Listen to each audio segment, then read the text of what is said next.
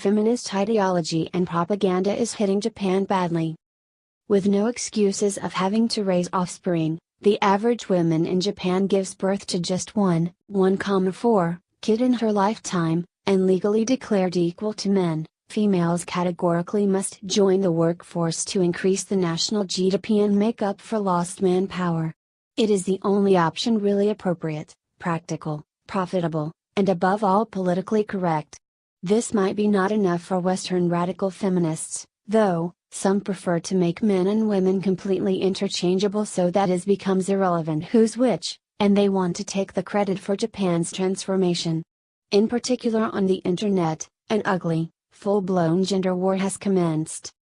Meanwhile, in Tokyo, Osaka, and Yokohama, women are still overtly feminine, to say the least. Teenagers dress lolita, childlike, wear obligatory skirts in school, which is creepy on stairways and when riding the metro, speak with an impossibly girlish pitch, and they love pink toys.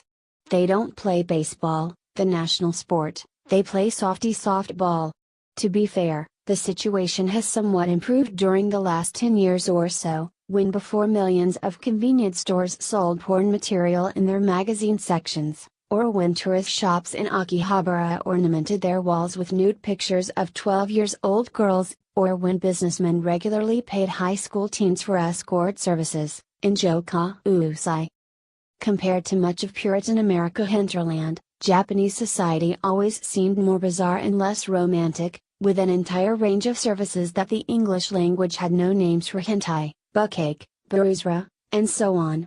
In addition, there are love hotels and cuddle cafes at every major bus stop.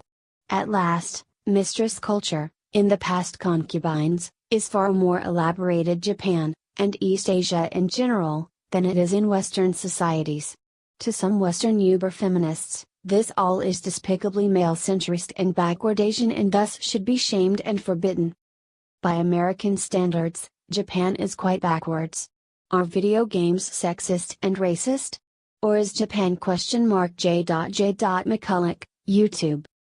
Gender Studies has joined activism on its mission to westernize the Orient.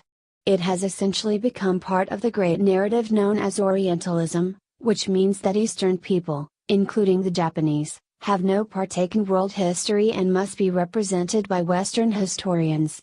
Likewise, Western feminists prefer to fight an agent's war, or proxy war, on behalf and alongside Japanese women against Japan's patriarchy. Every colonial power tries to co-opt the local elites, impose its own standards, and grandiosely patronize the losers.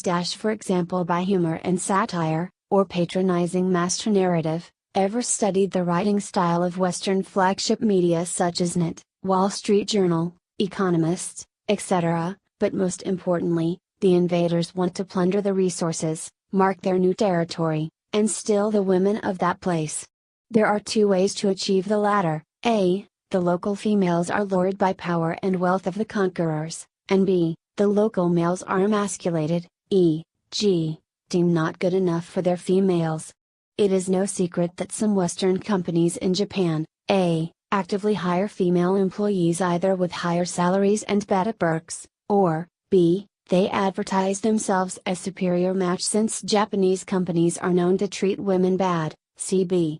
The result is the undying stereotype among Japanese women that Western men treat women better. This dominant versus submissive, gender hijacked, dichotomy is not restricted to Western colonialism and empire, of course. Imperial Japan's companies employed similar tactics in the rest of Asia. Companies are not at all as benevolent and white knight as they often portray themselves to be in the gender debate. More often they perfectly exploit the gender division to their full advantage. Needless to say, the global narrative is a rather one-sided affair from west to east.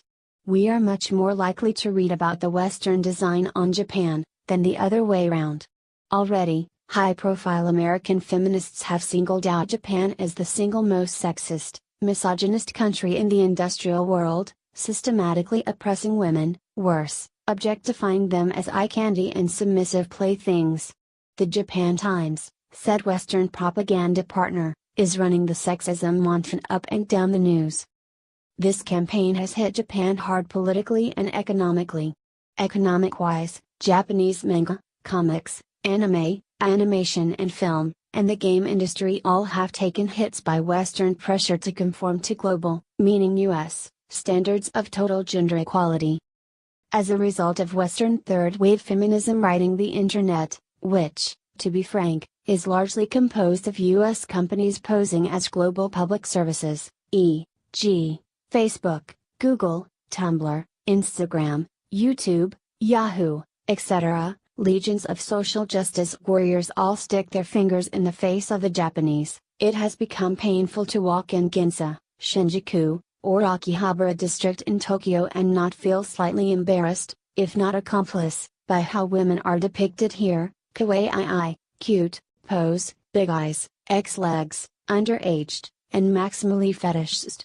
Is this now the heights of freedom of expression, or is it the abyss of it? Just never say that it might differ from man to woman.